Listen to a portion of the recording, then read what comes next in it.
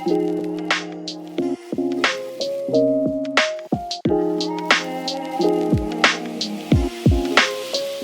afternoon, good morning, good evening, everybody. It is Monday, August 19th, and you know what that means. It is time for the High Risk Wrestling Recap. I am your host, Jeremy Pierce. Check out the socials, Charismatic Creations on Facebook and YouTube, Charismatic_Creations52 on Instagram, and of course, the 215 on Twitter. And without further ado, let's get into the news. All in. Well, we've got a casino gauntlet going down, and there are some interesting names planned. I, for one, am very, very excited. Think of the gauntlet as a reverse Royal Rumble.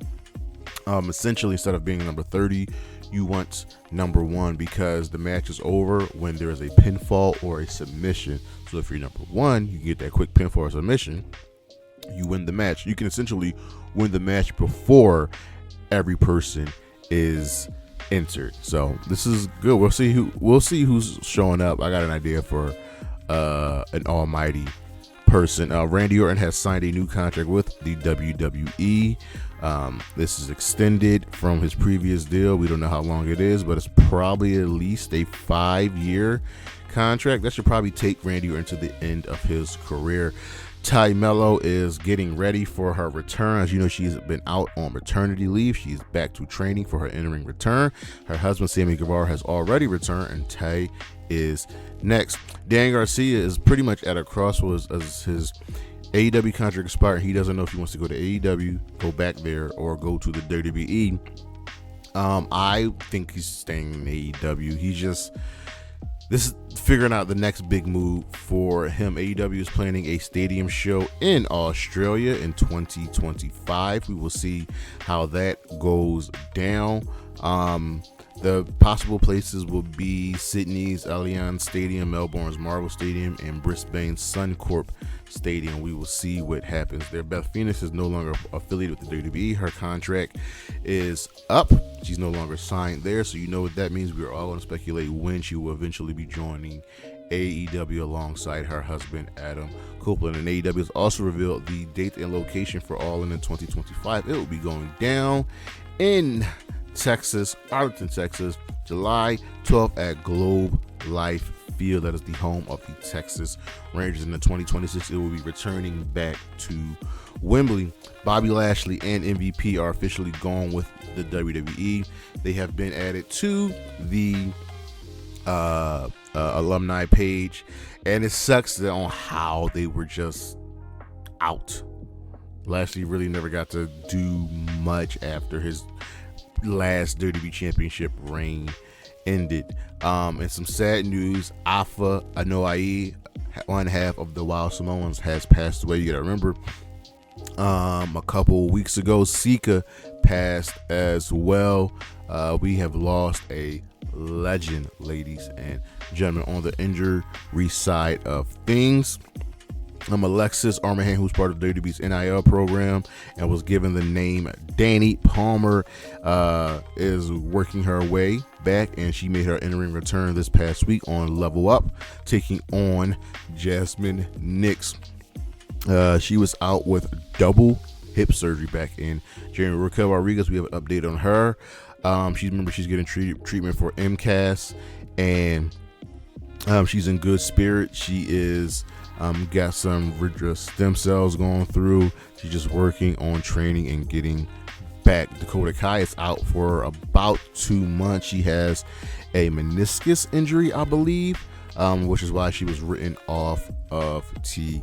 And Jay White is getting ready for his return. He was out with an injury, but looks like he's coming back. I really expect him to show up and get involved in the the Fatal 4-Way ladder match at Wembley Stadium. The pop is going to be crazy. And Adam Copeland gave us some progress on his injury. As you know, he fractured his leg, but he says he's healing well. Nothing is going wrong, but he is working to come back. But that is the news, and we shall be right back with the week in review.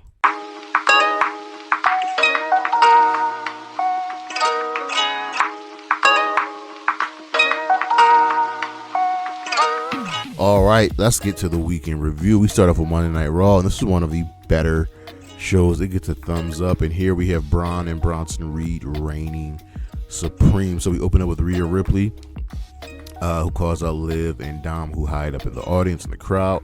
And Rhea, since she says she supported Dom, she saw him get better, she's proud of him. And Dom was like, I can't be calling no woman mommy now. I got a girl that's gonna call me daddy. And he says Liv did something that Rhea can never do, and that was help him finally beat his father, Rey Mysterio. And Rhea's like, I wanted you to do it on your own, but now me and Priest gotta kill you. And Priest is right there behind him, beating up Dom, and Liv ran from Rhea. Yep, we got a mixed tag match going down at the Bash in Berlin. Ivy now tries to convince Maxine to stay in the back. Bo says something is coming and that their work isn't done. Odyssey Jones won a squash match, and Kofi once again steals the shine from Xavier Woods and sets up a 6-man tag match against the Final Testament. I'm really enjoying this story with Kofi and Xavier and the Final Testament. I'm really digging it. And it's good to finally get Odyssey Jones on TV. I like it. I'm with it. Drew McIntyre tells Adam Pearce that he'll deal with Randy Orton and get a title shot and not him. American May ended up defeating the Alpha Academy in a Tornado tag match after Ivy Now attacked Maxine Debris, causing the distraction for her squad. So she's officially a part of American May. Looks like we got to get the Alpha Academy some more members. Tucky, I'm just saying. Bronson Reed tells Pierce to find him an opponent. Damage Control versus the Pure Fusion Collective, which is now the name of the team of Sonya, Zoe, and Shayna. Ends in a no contest at the Alba Fire, and Isla Dawn attack all the teams. R-Truth mistakenly got Miz a match against Bronson Reed. Gunther tried to get it under Randy Orton's skin. He almost did it, but Randy doesn't take the bait. Drew interrupts, saying he's coming for that world title, and then Randy hits Gunther with an RKO, and Punk attacked Drew. McIntyre Sheamus refutes Dunn's reasoning for being alone, and he had a health scare, and it's not Sheamus' fault that you couldn't fight for yourself. Bronson Reed beat The Miz and then absolutely murdered R-Truth and gave that man like 5 tsunamis, and that's a national treasure right there.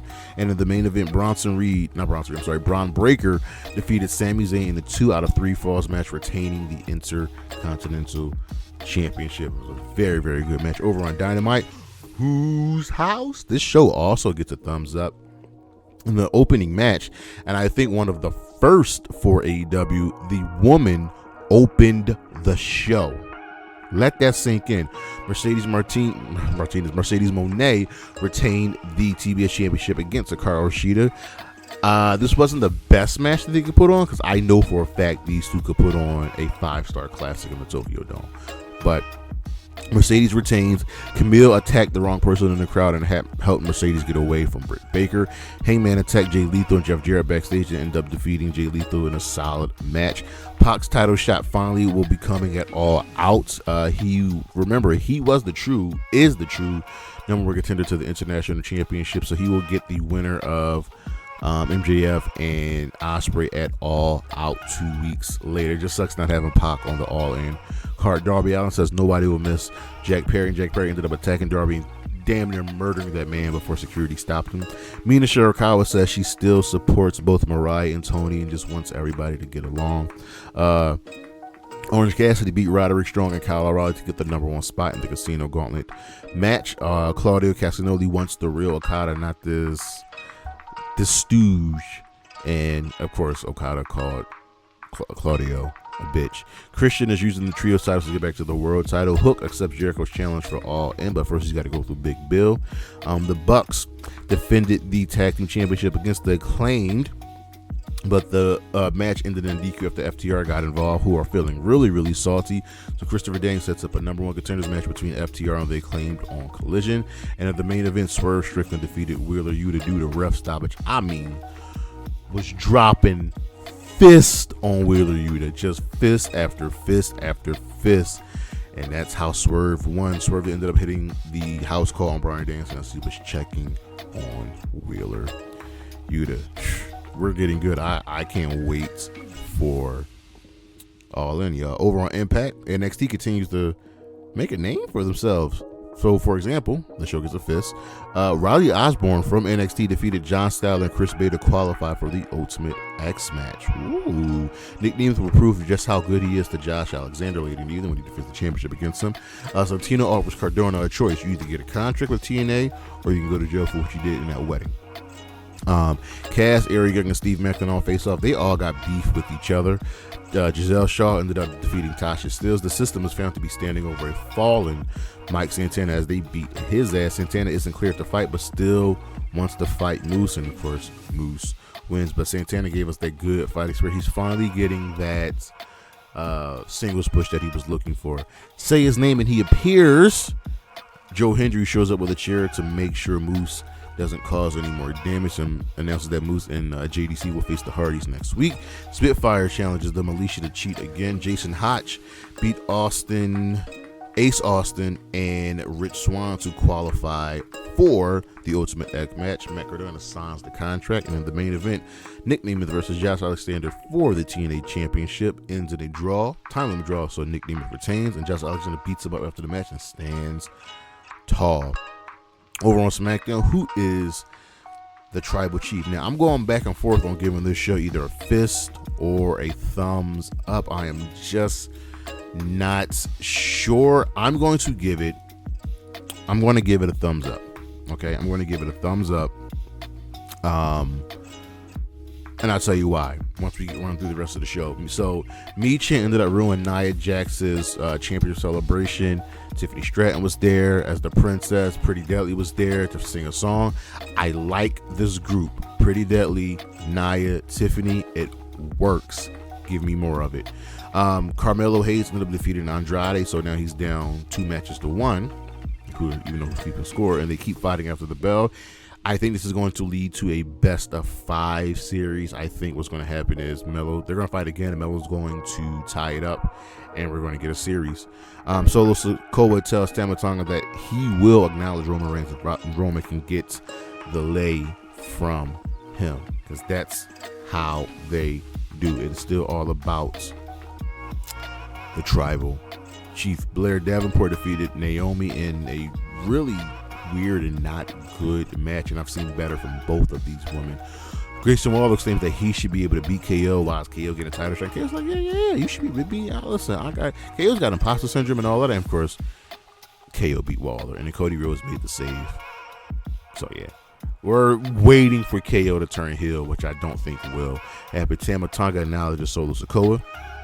LA Knights also beat Santos Escobar and retained the United States Championship. And Michin gets a title shot, much to Chelsea Green's chagrin, so she barges in to Nick Aldis's office, and Nia Jax ended up jumping Michin. The Street Profits versus DIY. They fought in an amazing match, with the Street Profits winning to earn a tag team title shot. This was the finals of that mini tournament that they had. This match was fantastic. You don't get many great tag matches like this in the WWE nowadays. In the main event segment, Roman Reigns ended up beating up Solo Sikoa to get the lay back from him until Jacob Fatu showed up and turned the tide. Roman catches a shield powerbomb, and Jacob Fatu is just a beast. He is a beast. And Roman is laid out, and Solo Sikoa is still your Tribal Chief. It's time for Roman to acknowledge that he cannot do this alone. So I'm expecting Bloodline Civil War, Jimmy, Jay, Roman, and the honorary Solo, but Sammy to join up. So we'll see what happens. So SmackDown does get a thumbs up because of that great tag match, because Michin is getting the push, because Nia Jax is there. I don't know where Bayley's been at, and because of that main event segment with the Bloodline, that overruled a lot of just basic stuff. Over on Rampage, the Conglomeration beat the Outrunners and the Butcher. Nyla Rose ended up beating Erica Lee, who was the Outrunners manager. Saraya wanted another title shot, and she's talking about her year that she's had. She's missed many pay-per-view, and she doesn't know why, so Tony offers her a gift. So Tony will be defending the championship against Saraya on Dynamite this coming week. Nick Wayne defeated Kip Sabian. I thought we were really going to do this match at All In, but here we are. Scorpio Sky gets into the private party. So right when I do a show about where Scorpio Sky, here is Scorpio Sky just a few days later. Don Callis' family won a squash, and they'll focus on what's next. In the main event, Top Flight defeated the XM collection. Over on Collision, can we go with another show? Excuse me. Getting a thumbs up. Raw, Smackdown, Dynamite. Is Collision getting a thumbs up? It is not.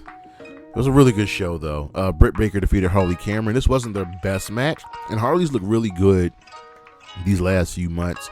I think just Britt's still working off the ring rust, but come on, that's Britt Baker. Britt tried fighting off Mercedes and Camille, but failed. Dustin Rhodes and Sammy Guevara defeated the Kingdom to win the Ring of Honor Tag Team Championships. Chris Jericho will face the Dynamite Kid next week. Hologram beat Angelico in a solid mat-based technical match. Jack Perry won a squash match and debuted his new TNT Championship. Claudio Castagnoli defeated Leo Rush. Chris Statlander and Stokely Athletic confirmed that the winner of the mixed tag match at All In will determine the stipulation for the Willow versus Chris match at All Out. Eddie Kingston addresses Bryan Danielson. He says, listen, if your heart's not into this, why are we doing this? And this would have been a good promo if it aired before the Jeff Jarrett match. You know what I mean? Mariah May won a squash match with Storm. Tony Storm shows up on screen and says, we'll give Wembley a show. And in the main event, FTR versus the Acclaimed ended in a draw. This was for the number of contenders, but they will both be getting title shots. And now that I go back and think about it, Collision does get a thumb up. So that is Raw, Dynamite, Smackdown, and Collision all getting thumbs up. 4 really good shows last week. That was a first. That is a first, ladies and gentlemen. But our matches of the week from Raw: American Made versus Alpha Academy, that tornado tag match. Also from Raw, Bron Breakker versus Sami Zayn for the Intercontinental Championship in the 2 out of 3 falls match. From the G1, congratulations to our winner, Zack Sabre Jr. From the matches that happened this past week, Yota Tsuji versus Konosuke Takeshita, Yota Tsuji versus David Finlay, Zack Sabre Jr. versus Shingo Takagi, and in the final match determined the overall winner, Zack Sabre Jr. versus Yota Tsuji. Go check out all those 4 matches. Were absolutely fantastic. From Dynamite, Orange Cassidy versus Kyle O'Reilly versus Roderick Strong to determine who gets the number 1 spot in the Casino Gauntlet match.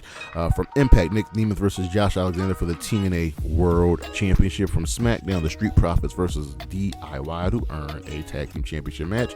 And from Collision, FTR versus The Acclaimed to also earn a Tag Team Championship match. But yeah, those were really good matches last week. We had 2 great tag matches, a great triple threat match, the singles match. This was good. It's a good week for wrestling. Our stars of the week: Dustin Rhodes and Sammy Guevara to become the new Ring of Honor Tag Team Champions. And of course, Zack Sabre Jr., winner of the G1 Climax. Thank you for listening. Thank you for watching. That is our show. Coming up, we got a list.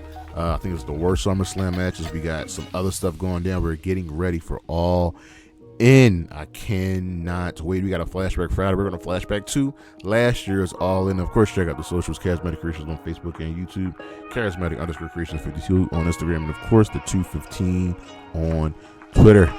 Peace.